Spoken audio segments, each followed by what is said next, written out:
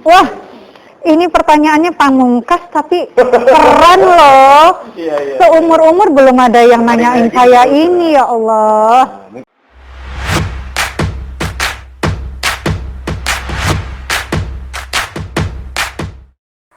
Oke, assalamualaikum warahmatullahi wabarakatuh. Kali ini di Becak Barang. Becak Barang itu sebelumnya supaya Bu Dokter juga tahu nih, Becak Barang itu bercakap bareng. Nah, nanti dulu karena ini yang mau kita ajak diskusi ini seorang dokter spesial di Sumatera Utara nih. Ini dokter ini sekarang jadi orang paling penting ini di Kota Medan. Waduh, enggak lah. Langsung aja kita kenalan ini dengan Ibu Dokter apa? Restuti ya? Restuti. Boleh dikasih tahu kepanjangannya Bu Dokter namanya? Nama lengkapnya. Iya, boleh. Baik, Mas. Nama lengkap saya Restuti Hidayani Saragih. Dua suku kata, sepotong marga. Iya, iya. Gelarnya kan ada Bu Dokter. Boleh dikasih tahu juga lah. Gelarnya dokter, spesialis penyakit dalam, konsultan penyakit tropis dan infeksi, master hukum kesehatan. Gila memang kalau ini sekali ini narasumber kita betul-betul spesial. Ini kita kayak sambil belajar lah, tapi kita sebenarnya fokusnya lebih ke kehidupan dokter sehari-hari selepas dia jadi dokter. Oke. Bu Dokter, apa kabar? Alhamdulillah kabar baik. Yang paling penting sehat ya kan kalau sekarang. Nah, aku kemarin sempat searching-searching nih. Kalau nggak salah sekarang itu Bu Dokter ditunjuk sebagai ketua tim penanganan penyakit infeksi emerging Provinsi Sumatera Utara di gugus tugas ya. Iya. Sama percepatan penanganan COVID-19 Provinsi Sumatera Utara juga. Nama badan Maaf ya Bu Dokter, aku kurang paham nih. Jadi mungkin Bu Dokter bisa jelaskan. biar enggak rancu gitu. Iya benar-benar. COVID-19 atau Coronavirus Disease 2019 itu kan penyakit virus yang menyebabkan pandemi, wabah. Saya mau masuk kepada namanya tadi percepatan penanganan. Nah, gitu dulu, sabar dulu. Jadi kan kalau di Indonesia itu badan yang ditunjuk oleh pemerintah di pusat itu namanya gugus tugas percepatan penanganan COVID-19 pusat ya nasional. Ke bawah masing-masing juga punya gugus tugas percepatan penanganan COVID-19 tingkat provinsi. Ya, di tingkat provinsi kita Provinsi Sumatera Utara diketuai oleh Bapak Gubernur Sumatera Utara kita Bapak Edi Rahmayadi. Di bawah masing-masing kabupaten kota juga ada gugus tugasnya diketuai oleh wali kota dan bupati masing-masing. Nah, di dalam gugus tugas ini Mas Kiki itu banyak timnya, banyak orang-orangnya membidangi banyak macamnya. Salah satunya bidang kesehatan, saya diamanahi ya, tepatnya diamanahi sih ditugaskan ya. Yang pertama sebagai koordinator medis dan paramedis di gugus tugas Provinsi Sumatera Utara, dan yang kedua yang tadi Mas Vicky searching tadi benar, ketua tim penanganan penyakit infeksi emerging begitu di dalam wadah gugus tugas. Tugas sebenarnya amanah. Udah Bu Dokter? Udah. Wih, gila aku nih lihat jabatan Bu Dokter aja nih. Itu Apa namanya betul Bu Dokter? Aku bingung. Panjang aja istilahnya itu. Jadi Tapi capek ya? jadi kami sebenarnya nggak mau ngebahas itu karena lebih kayak konteks enjoy aja nih Bu Dokter karena cuman kan kita sebagai pengantar harus tahu nih siapa Bu Dokter. Nah, makanya nih tadi aku sama tim aku Melija kami wajib kesini pakai masker betul-betul. Buat perjanjiannya juga buat janjinya juga kemarin harus pakai masker ya Mas Piki. Ya. Oke Bu Dokter kita bilang. Nah, oke kita mungkin bicara dikit aja nih Bu Dokter terkait Bu Dokter. Kalau di yang tadi Bu Dokter jelaskan, itu Bu Dokter kalau boleh cerita dikit dalam seminggu itu gimana sih jadwal kesibukannya? oke. Kalau jadwal reguler itu tentu kita di gugus tugas ada program, ada agenda. Kalau dalam konteks saya selaku koordinator medis dan paramedis berarti adalah urusannya dengan mulai dari mempersiapkan, kemudian berkoordinasi, membereskan masalah-masalah yang ada terkait tim medis, artinya dokter, dan para medis ataupun tenaga kesehatan yang bekerja atau bertugas di rumah sakit rujukan COVID. Oke, oke, oke. Ada rumah sakit darurat COVID juga secara keseluruhan di Sumatera Utara, seluruh Sumatera Utara, saya juga mengkoordinir, kemudian memberi masukan, kemudian membriefing, ya bersama tim ya, bukan saya saja tentunya. Mereka, rekan-rekan sejawat dan mitra kerja, agar yang pertama tetap dapat melayani sesuai dengan prosedur, sesuai dengan SOP, standar operating prosedur, dan juga dalam melayani itu perlindungan terhadap mereka dapat dicapai. Ada sekali waktu, beberapa kali ya, ketika Bapak Gubernur selaku Ketua Gugus Tugas Provinsi Sumatera Utara itu mengadakan kunjungan ke daerah-daerah kabupaten kota, maka saya bersama Kepala Dinas Kesehatan mendampingi beliau untuk yang saya bilang tadi, sharing dengan rekan-rekan sejawat dan mitra kerja, dokter dan tenaga kesehatan yang berada di kabupaten, kota, di rumah sakit. Kita wajib, itu kewajiban kita bahwa untuk apa masalah ya, apa update-nya, apa kekurangannya, misalnya APD, alat pelindung diri. Oke, kemudian misalnya kami butuh rapid test, kita sampaikan rapid test misalnya. Kemudian kita juga membriefing bagaimana men-tackle masalah-masalah yang kadang-kadang terjadi dalam melayani, bukan saja masalah medisnya, tapi juga timbul masalah-masalah seperti harus dapat mengedukasi ya, dan memberikan informasi yang benar kepada pasien dan keluarga, hal-hal sedemikian gitu. Panjang kali. Tapi komplit kan. Jadi kita harus tahu gitu. Bu dokter ini dan timnya dan juga Pak Edi itu bekerja seperti apa dalam seminggu. Tapi Bu dokter kita kayaknya nggak mau ngebahas tentang itu. Jadi itu tadi kayak serius sekali Bu dokter. Karena sebagai pengantar aja Bu dokter ya. Nah, dengan kesibukan Bu dokter yang jelaskan tadi, Bu dokter kan juga udah berkeluarga. Nah, ini seru nih. Gimana cara Bu dokter bagi tim sama keluarganya? Membagi waktu. Iya, benar. Terus terang. Oh iya, bagi waktu sama keluarga, oke. Terus terang saya akui mulai dari bulan Maret ya, semenjak di Sumatera Utara ini kita mulai ada kasus, ya kan, kemudian mulai jalan bertugas, sampai dengan ini sudah mulai masuk bulan keempat. Terus terang memang waktu amat sangat menjadi kurang untuk keluarga. Saya harus mengakuinya. Namun alhamdulillah saya dianugerahi keluarga, suami dan anak ya. Anak 1 orang, suami juga 1. Nggak mungkin banyak ya. Yang amat sangat mengerti dan memberikan izin kepada saya. Jadi saya kalau dibilang tips and trick yang nggak ada yang khusus, hanya saja sebisa mungkin pada saat di luar gitu ya, mengerjakan tugas, saya berupaya semaksimal mungkin menyelesaikan apa yang bisa saya selesaikan ketika jam kerja. Ketika pulang pun bukan berarti kerja itu bisa tutup HP, tutup HT gitu kan, kita kan dibekalin HT juga, nggak bisa, tetap ada masuk, tapi saya lebih kepada kalau di rumah nggak nguyuh lagi gitu ya, mana yang urgent saya akan kerjakan, saya akan respon, tapi kalau tidak, prinsipnya adalah di rumah yaitu miliknya keluarga, sehingga keseimbangan antara kerja dengan keluarga juga terjalin. Kadang-kadang akhir minggu juga nggak berarti libur loh, selalu kadang panggilan gitu ya, ada hal yang itu harus dipenuhi. Saya lebih kepada waktu yang berkualitas, karena kalau dari segi jumlah udah jelas kurang gitu, tidak seperti yang lalu. Tapi kalau mau dibilang apa sih yang normal saat ini, nah, artinya kalau orang bilang merindukan masa yang lalu gitu ya, sebelum ada COVID, ya memang benar. Tapi kalau saya lebih menerima, ini adalah kondisi saat ini, semaksimal mungkin kita berbuat secara kualitas untuk keluarga. Itu aja sih. Bu dokter ini tipikal istri yang romantis ini. Nah, Bu Dokter, pernah nggak, Bu Dokter kan punya anak tadi ya, satu ya, laki-laki ya Bu Dokter ya?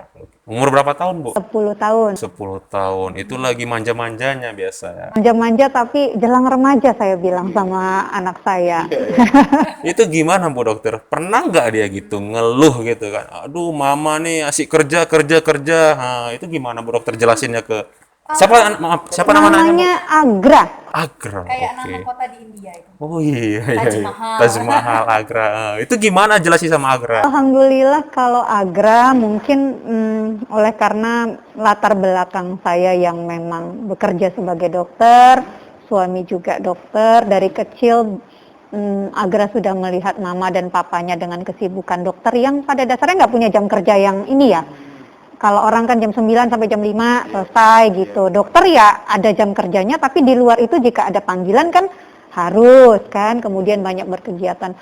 Agra tuh lebih kepada memahami gitu, memahami, walaupun kadang-kadang ya, terutama dia di akhir minggu tuh sering protesnya. Pasti ada. Ya ada, pasti ada, walaupun nggak banyak. Kalau dia hari kerja dia udah tahu, malah kadang-kadang kalau pada saat akhir minggu, Sabtu atau Minggu, kadang-kadang saya kan Sabtu itu ada kegiatan juga. Nah pada saat saya di rumah Sabtu, malah dia yang buka kamar gitu.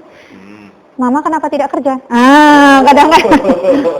Ya, tapi kalau saya sudah di rumah, dia selalu bertanya, Mama, ini nggak ada kemana-mana kan ya? Kalau gitu besok kita nonton film ini. Dia sudah merancang apa yang akan dikerjakannya bersama saya. Jadi itu yang saya bilang sebagai quality time. Mungkin hanya 1 hari yang bisa penuh, tapi sudah dirasakan lebih dari cukup bagi kami. Oke. Itu tadi dari Agra. Nah, kalau untuk Bapak sendiri nih, aduh, memang Bapak dokter apa sih kalau Bapak? Bapak, suami saya dokter jantung. Oh, dokter jantung kalau suami Bu Dokter. Nah, kalau untuk Bapak sendiri nih, pasti Bu Dokter, ini kan selama hampir kurang lebih 2 bulan atau 3 bulan kan, pasti kan, aduh, maaf nih dokter, pasti gitu kan. Kenapa sih harus mama yang kerjanya di bagian ini, kenapa nggak orang lain? Itu ada nggak Bapak sampai komplain gitu atau yang gimana gitu ngeluhnya? Alhamdulillah, sedikit pun nggak ada. Alhamdulillah, Bapak ini. Saya tidak dapat restu dari suami, nggak dapat izin, nggak mungkin saya bekerja kan begitu ya. Terus Bu ya, ini memang di mana lagi kita orang Medan bisa dapat Bu dokter yang nurut sama suaminya gitu. Oke, lanjut Bu. Jadi terharu saya. Terus nginget suami gitu. Jadi dari sejak awal saya mendapat tugas tersebut, saya yang pertama saya kasih tahu tentu suami, karena ini adalah hal yang berbeda dengan tugas sebelumnya kan gitu ya. Tugas sebelumnya saya seorang dokter, saya seorang dosen ya. Saya melayani pasien, saya mengajar, saya juga punya aktivitas di berbagai organisasi, that's fine, sibuknya berbeda. Tapi kalau kondisi saat ini memang hanya tunggallah aktivitas saya dengan yang tadi kita singgung itu, dan ini tentu akan membawa konsekuensi ritme kehidupan yang berbeda. Namun suami saya menyampaikan bahwa Bismillah, silahkan sayang gitu deh. Romantis sekali. Silakan. Oke. Karena Itu adalah amanah ya, yang mana memang itu adalah bidangnya kamu kan, penyakit tropis dan infeksi itu merupakan suatu amanah sekaligus kehormatan dan tanggung jawab yang harus kamu selesaikan sampai akhir. Sampai akhirnya di mana? Sampai akhir kamu dibutuhkan.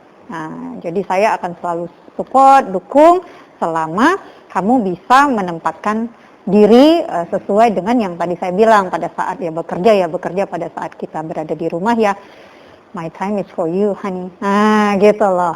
Oke, ini kalau udah restu dari suami, pasti insya Allah berkah deh Bu dokter ya. Nah, kalau untuk Bu dokter kan berada, kita agak COVID sedikit lah Bu dokter ya, berada di daerah yang bisa dikatakan nih kerjanya zona merah gitu Bu dokter. Bu dokter sendiri gimana itu setelah mungkin selesai dari dinasnya, balik ke rumah biasanya gimana itu? Langsung mandi atau gimana Bu dokter? Yang pertama-tama sekaligus juga kita ngobrol nih ngingetin sama pemirsa kali ya. Sahabat apa sih namanya? Sahabat Piki Siregar, PS13. Sahabat PS13. Waduh, keren sekali. Saya taunya dulu waktu zaman dulu PS2 gitu ya. Udah lama sekali tuh ya, lama kali udah itu.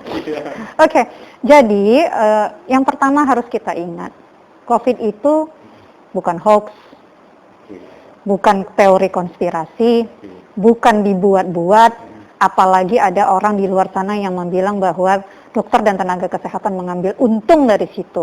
Mohon, jangan ada lagi yang berpikiran apalagi menyebarkan seperti itu. Dosa, itu ya. Dan korbannya juga nyata, ya. Jadi merupakan suatu hal yang nyata dan ada di sekitar kita. Saya mau garis bawahi di sekitar kita. Jadi COVID itu bukan hanya ada di rumah sakit yang merawat pasien COVID, bukan hanya ada di tempat karantina orang yang sedang dikarantina karena terduga COVID, ya, tetapi dia bisa ada di mana-mana, gitu loh ya, karena merupakan pandemi wabah dunia. Nah, ketika kita selesai beraktivitas di luar, tentunya beraktivitas itu harus sesuai dengan protokol kesehatan. Protokol kesehatan itu apa sih? Nah, nih, yang pertama adalah 3M ya. 3M yang pertama, pakai masker. Pakai masker. Iya, Oke. pakai Masker bukan hanya kalau kita pengen aja, enggak, sudah harus merupakan suatu kewajiban, terutama ketika kita berada dalam jarak yang seperti ini, yang 1 meter dengan orang lain ada lawan bicara. Oke, meskipun nyesek, nggak enak, nggak biasa, tapi inilah kehidupan baru kita. Yang kedua, setelah memakai masker adalah harus rajin mencuci tangan. Yang kedua, mencuci tangan pakai sabun biasa aja cukup, dan jangan lupa dikeringkan. Kenapa? Karena kalau basah-basah kibas-kibas terus dilap pula lagi di sini ya. Bisa kemungkinan ada nempel gitu. Oke. Jadi harus Kering ya, harus kering, oleh karena kuman itu suka di tempat yang basah dan lembab. Yang ketiga adalah menghindari kerumunan atau keramaian. Oke. M yang ketiga menghindari. Kerumunan atau keramaian. Dok, kan saya harus kerja. Iya, silahkan Anda kerja. Kalau memang urgensinya, bekerja. Tapi setelah itu, saya mau ngopi-ngopi, kongko-kongko, urgensinya apa? Gitu loh ya. Itu kehidupan yang lalu gitu. Oh, saya mau karaoke. Oh, enggak. Sebaiknya jangan seperti itu. Karena itu akan menambah resiko kita terpapar dengan virus tadi. Ingat, tidak ada satu orang pun yang kebal terhadap virus SARS-CoV-2 ini. Setelah 3 hal itu kita lakukan, termasuk juga dengan menjaga jarak ya. Oke, menjaga jarak. Kita udah 1 meter nih Bu Dokter ya. Udah pas ya. Oke, insya Allah lah ya. insya Allah. Jadi ketika pulang, lepas semua. Ya, lepas semua atribut, sepatu dan lain sebagainya, jangan dibawa masuk ke dalam ya. Yang bisa direndam, ya langsung direndam baju, bukan mandi, jangan sentuh apa-apa dulu. Jangan misalnya buat teh terus baju yang dari luar itu langsung ngejogrok di sofa misalnya, ambil remote keceklong, kan gitu ya. Itu mungkin sebelumnya kita dulu mungkin seperti itu, ngeteh dulu, ngopi dulu, ya kan? Benar-benar. Habis itu baru ya udahlah mandi, atau kadang-kadang kecapean malam pulang nggak sempat mandi kan, nah langsung break ke tempat tidur. Nah itu nggak boleh lagi, karena bisa jadi di baju atau pakaian yang kita bawa pulang nempel misalnya, atau di permukaan yang kita sentuh, kemudian kita lupa. Nah ini satu lagi, kebetulan saya teringat, anggap muka kita ini adalah bom. Iya benar. Bom yang akan meledak jika kita pegang sebelum kita cuci tangan. Jadi segatel apapun jangan pegang ini muka, jangan garuk-garuk, ya kan? Tuh, yang sering. Kemudian kalau ini longgar nih, saya seperti tadi ini saya merasa longgar. Nah ini yang ditarik ini. Bukan depannya. Tadi Mas Vicky ada tuh megang depannya. Nggak apa-apa. Belajar dari kekhilafan. Oke, boleh dijelaskan lagi Bu Dokter, kayak mana tadi yang ditarik apanya, sorry? Pakai masker yang benar adalah yang menutup hidung, seperti ini ya, menutup hidung. Ini tidak boleh juga ini longgar, jadi harus pas ya, menutup hidung, menutup mulut dan sampai dengan dagu. Kemudian masker itu gunanya ya seperti ini, menutup saluran pernafasan kita supaya kita tidak menyebarkan kepada orang dan kita juga terlindungin, kan begitu. Kesalahan yang kedua adalah ini digantung, ini dilorotin. Betul nggak? Dilorotin di Aku dagu. pernah buat gitu, Bu. Ya, dilorotin di dagu ya. Ya. Ya kan? Atau ada yang dicantalin di sini. Oh, Ini iya, jatuh, pernah ya kan? juga, pernah Nah, juga. Oke. nah, itu tidak boleh. Pakailah seperti ini. Kapan boleh buka? Ketika makan dan minum. Dan ketika kita makan dan minum itu usahakan tidak ada orang yang berada sangat dekat dengan kita. Nah, kemudian ya itu tadi yang saya bilang, kalau longgar ini jangan dipegang. Tahu kenapa nggak boleh dipegang? Itu paling fatal lah. Kenapa itu, Bu Dokter? Ini kan bagian luar. Oke. Kuman udah nempel nggak di sini? Udah dong. Terus kita pegang. Iya. Terus kita bisa lupa cuci tangan, Iya, benar-benar. ya kan? Terus kita bisa pegang muka lagi ya, sudah. Ini sudah kotor gitu. Jadi kalau dia longgar, ini tarik dari sini. Iya, tariknya dari talinya. Karena tali kan Iya. tidak ini apa-apa ya. Sudah Terlihat itu simple sih, Bu simple Dokter, tapi bahayanya ini gitu. ya, dan masih banyak, saya sedih sekali melihat orang di luar sana karena katanya new normal, new normal. Apa sih new normal itu? Normal baru yang bukan berarti kita sudah normal, tidak. Normal yang baru. Kalau saya lebih seneng, meskipun pemerintah pusat menggadang-gadang new normal, saya lebih menyatakannya, belakangan Presiden Jokowi juga membilang seperti itu, Iya. adaptasi kebiasaan baru. 3 itu, adaptasi kebiasaan baru. Menghadapi apa? Menghadapi COVID-19 yang kita belum tahu kapan hilangnya. Karena vaksinnya belum selesai, belum sampai pada produksi akhir gitu. Iya, memang sih kayak aku lah, Bu Dokter. Ini aja tadi baru salah pegang ini lagi kan. gitu kan. Terlihat simple, tapi ini sesungguhnya kalau kita ikutin yang kayak Bu Dokter bilang tadi, ngelindungi diri kita sendiri juga ya, Bu Dokter ya. Bu Dokter, ada yang mau ditambahin dari itu mungkin? Kalau saya kira apa ya? Oh, satu lagi mungkin secara psikis ya, secara psikis kita kan nggak boleh juga hanya membicarakan harus ini, harus itu, harus ini, harus itu. Kita kan manusia ya, manusia yang adalah makhluk sosial, punya kebutuhan, ingin bersosialisasi, ingin mencari rezeki ya. Jadi kenapa saya bilang harus menyiapkan diri secara psikis? Itu tadi menerima bahwa saat ini ya kondisi tidak sama dengan seperti sebelumnya. Oke, iya. Itu dulu. Rasanya kalau kita renung-renungkan nggak gampang gitu. Jadi semuanya kita beradaptasi dengan hal tersebut dan menyiapkan psikis kita. Contoh, kalau dulu mungkin bersilaturahmi itu enak, kumpul rame-rame. Sekarang tidak dianjurkan. Ya terimalah itu. Nah, kemudian atau satu lagi, saya kembali lagi ke COVID misalnya, ada keluarga yang memang dirawat di rumah sakit, dinyatakan PDP, sorry ya, agak teknis ya, pasien dalam pengawasan, yang artinya masih mungkin COVID, tapi hasil laboratoriumnya belum keluar, atau sudah positif, hasil swabnya sudah memang COVID, ternyata Allah berkata lain misalnya, meninggal dunia. Nah, itu protokol penguburannya kan tidak sama seperti pada saat orang yang bukan COVID. Jenazah itu tidak bisa kita semayamkan di rumah untuk kita tahlilkan. Itu tidak bisa, harus langsung dibawa ke pemakaman. Saya sekaligus titip pesan lah ini, mengedukasi bahwa itu termasuk adaptasi kebiasaan baru yang sudah diatur pemerintah.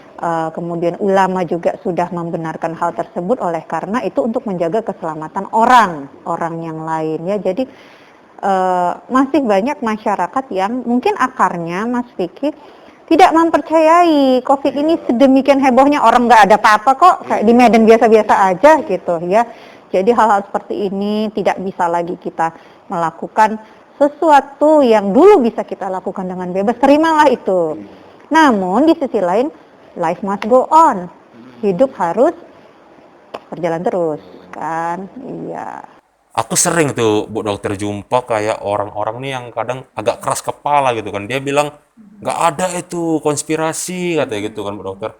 Aku kadang sedih kan, tapi kesel. Jadi aku bilang gini, Bu Dokter. Udah, kau kalau nggak percaya, datang aja ke rumah sakit. Apa namanya, Bu Dokter? Oh ya, rumah sakit. Kita punya Kalau rumah sakit darurat banyak, tapi kalau rumah sakit darurat khusus COVID yang dalam rumah sakit itu memang hanya merawat COVID saja. Ada 2 yang sudah aktif saat ini, rumah sakit GL Tobing di Tanjung Morawa dan rumah sakit Marta Friska Multatuli di Jalan Multatuli Medan. Rumah sakit yang lain juga merawat ya, RSUP ada Malik tentunya dan yang lain-lain. Jadi hal itu nyata kok. Iya. Iya, 216 negara loh. Makanya aku kadang jumpa yang keras kepala, Bu Dokter, langsung gue bilang gitu, udah kau main-main aja langsung ke sana biar kau tengok orang itu, gue bilang gitu. Merasakan hal itu sebagai suatu pukulan kalau kita sendiri atau keluarga kita yang terkena. Nah, jadi janganlah ya, jadi lebih kepada di mana-mana mau penyakit apapun Mas Vicky, apalagi COVID ini pencegahan itu jauh lebih baik daripada pengobatan.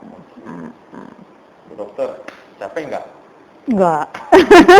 Udah 3 bulan ya kalau nggak salah ya? Kalau capek manusiawi, Iya, tapi pastilah. iya, tapi kalau dibilang capek yang sampai waduh kenapalah aku begini, nah, itu mudah-mudahan enggak, dan saya akan berupaya sekuat tenaga untuk menghindari perasaan itu gitu loh. Tapi kalau dibilang capek ya pastilah, pasti capek. Karena kami butuh sosok kayak dokter ini dan dokter-dokter lainnya gitu yang menanganinya. Betul, semuanya. Dan bukan hanya dokter saja, banyak unsur-unsur profesi lain yang berjuang di sini. Tenaga pengamanan TNI Polri, Satpol PP, kemudian para rekan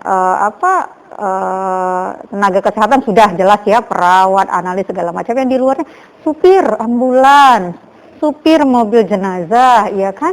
Kemudian bidang-bidang yang lain bukan hanya bidang kesehatan, bidang ekonomi, bidang sosial, ya. Karena COVID-19 ini kan tidak hanya menghajar aspek kesehatan juga saja, tapi seluruh aspek kehidupan dia bawa dampak, ya. Jadi saya senang menyampaikan bahwa kita harus mengapresiasi semua profesi, lintas profesi apapun yang memberikan sumbangsih dan perjuangannya kepada terhadap penanganan pandemi COVID-19 ini. Mungkin pertanyaan terakhir aja nih Bu Dokter. Karena ini semua ilmu nih yang disampaikan Bu Dokter ini. Jadi Yang ini santai-santai ya terakhir. iya, yang santai-santai lah. Bu Dokter, ada mungkin 5 nih.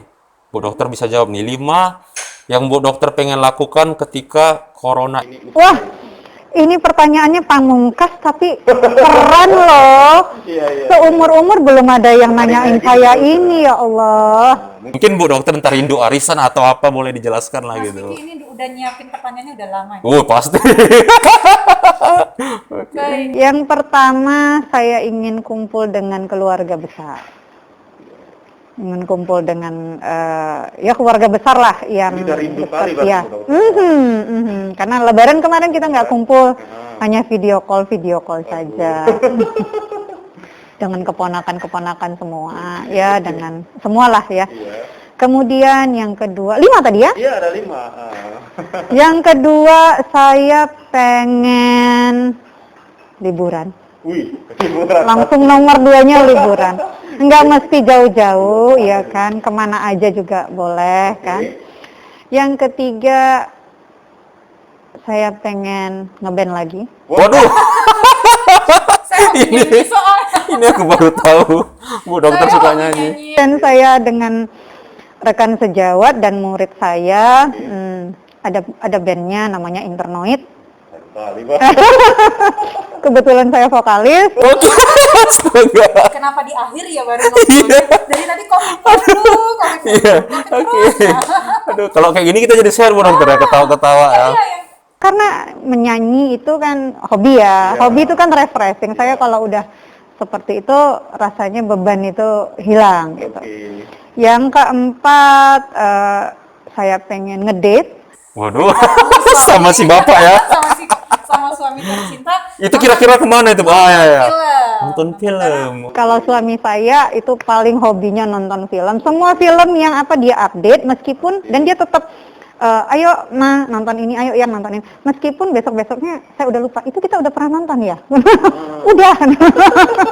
Kalau saya tuh cepet lupa. Tapi kalau beliau tuh itu hobinya. Kalau di ngedate itu anak ikut nggak? Ngedit ya enggak lah, namanya ngedit itu berdua, harus tetap ada, bagian itu harus tetap ada. Yang terakhir, Gimana nih? Yang terakhir adalah saya ingin kembali ke kehidupan normal. Oke. Saya kangen mengajar. Saya kangen dengan murid-murid saya. Saya ingin mengajar baik di kampus kembali, juga di rumah sakit ya. Jadi ingin kembalilah karena pada dasarnya itu adalah salah satu passion ya, passion dan tugas. Ada lagi yang mau dokter tambahkan mungkin? Kayaknya udah cukup 5. Nanti jadi kayak apa ya, wish list. Oke, itu tadi mungkin harapan Bu Dokter. Kita pasti berharap ya Bu Dokter ya, semoga corona ini cepat ditemukanlah vaksinnya. Jadi kita juga bisa kayak bebas gitu kan, lepas masker biar nggak sesak juga gitu ya. Nah, kalau pesan-pesan nih mungkin, aduh, jadi, oh iya, aduh, astagfirullah, ya. Insya Allah nanti pelan-pelan Bu Dokter. Ingat-ingat muka saya. Oke. Kalau untuk mungkin nih pesan-pesan Bu Dokter mungkin nih apa sih yang paling Bu Dokter pengen sampaikan ke warga Medan gitu atau warga Sumatera Utara atau seluruh Indonesia lah gitu? Baik. Kepada seluruh warga Sumatera Utara yang saya hormati, saya sayangi dan banggakan, marilah kita mematuhi dan menegakkan protokol kesehatan karena kita sekali lagi masih dalam wabah penyakit COVID-19. Patuhi protokol kesehatan 3M. Yang pertama, selalu memakai masker dan menjaga jarak ya.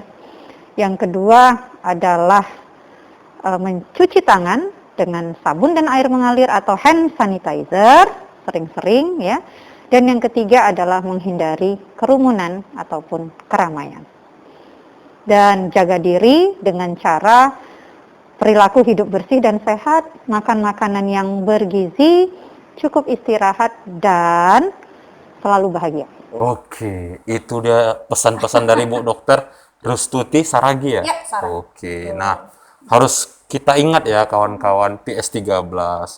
Oke Bu Dokter, mungkin itu aja. Nanti mungkin kita bisa wawancara Bu Dokter, tapi pengennya jangan ada bahas-bahas corona. Kalau bisa udah selesai lah gitu ya, bahasnya lebih enjoy lagi gitu ya. Siap, insya Allah. Sukses juga untuk channelnya Mas Vicky. Makin banyak subscribernya, makin meningkat kontennya. Bu Dokter ada YouTube-nya?